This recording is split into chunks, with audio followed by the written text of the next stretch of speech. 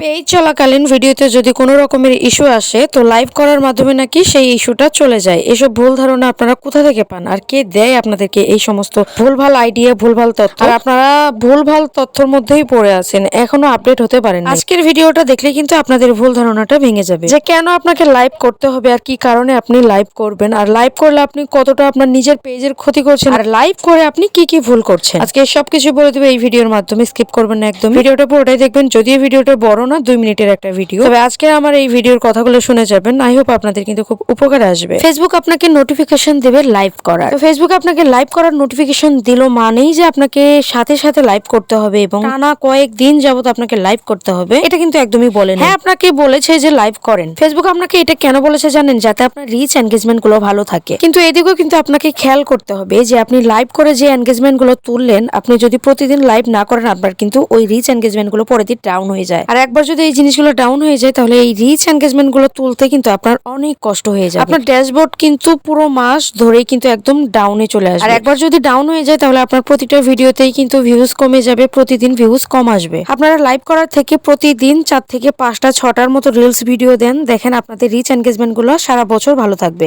আর যারা বেসিক্যালি লাইভে আসতে চায় না, লাইভে কথা বলতে লজ্জা পায় এবং কথা বলতে চায় না, যাদের লাইভটা একদম নিজের রুচিতে লাগে, যে আমি পেজ চালাবো ভালো কথা, কখনো লাইভ করবো না, তো তাদের জন্য কিন্তু আজকের ভিডিওটা।